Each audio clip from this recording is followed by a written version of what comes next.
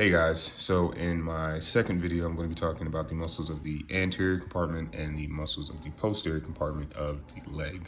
So starting with the anterior compartment, it is going to be made up of four different muscles, which are going to be your rectus femoris in red, your vastus medialis in green, vastus lateralis in blue, and then deep to your rectus femoris, you're going to have another muscle, and it's going to be your vastus intermedius. Now, cool thing about these muscles is that they all pretty much converge over to one insertion that's going towards that medial aspect of the leg towards the tibia, and that's where they're going to insert the tibial tuberosity, and it kind of crosses the patellar tendon right here.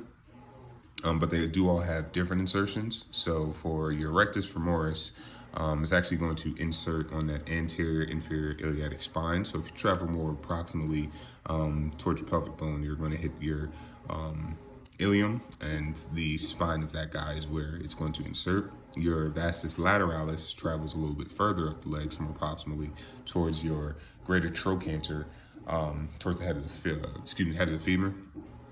Then you have your vastus intermedius. That guy is going to be, or is going to originate on the anterior portion of the femur, going more proximally. So just really on that front-facing part of the femur. And lastly, you have your vastus medialis, and that guy is going to travel towards the posterior side of the femur onto the linea aspera, which is kind of like that bony line on the back of the femur. So just based off where these muscles, how these muscles cross the actual joint, you can infer a couple things about their actions that they assist with. So your biceps femoris is the only one that crosses two joints. It's going to assist with the flexion of the thigh, so in this general area, and then at the knee, so that tibial femoral joint is going to help with that extension of the leg. Your other three muscles, so your lateralis, medialis, and intermedius, they're all going to assist with that extension of the knee, since that is the only joint that they cross. However, there's also slight lateral and medial rotation, which your vastus medialis and vastus lateralis will assist with. Then moving on to the posterior side, you're going to have three muscles: your biceps femoris, your short and long head. This travels all the way up here, by the way.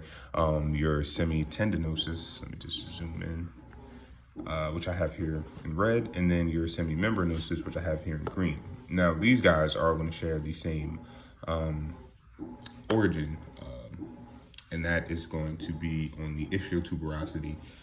So going back up towards that pubic area,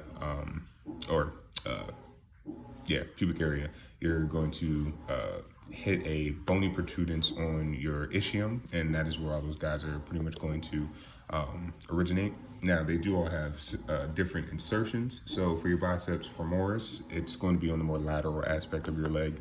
So it's going to hit that smaller bone, the fibula, as well as the lateral condyles of the tibia. Your semitendinosus is going to insert on the medial aspect of the tibia, more proximally, so going more towards the head of the actual tibia. And then your semimembranosus, this muscle I have here in green on both the right and left leg, that is going to be on that medial condyle of the tibia, because it's the muscle that lies on the more medial aspect of it. Now, with these guys, they actually, all three of these muscles cross two joints, so they are going to assist with that extension of the thigh. Once again, that's just bringing this portion of your leg more posteriorly, and it's going to help with the flexion of the leg at the knee. Once again, bringing this portion of your leg more posteriorly, like I showed in my previous videos.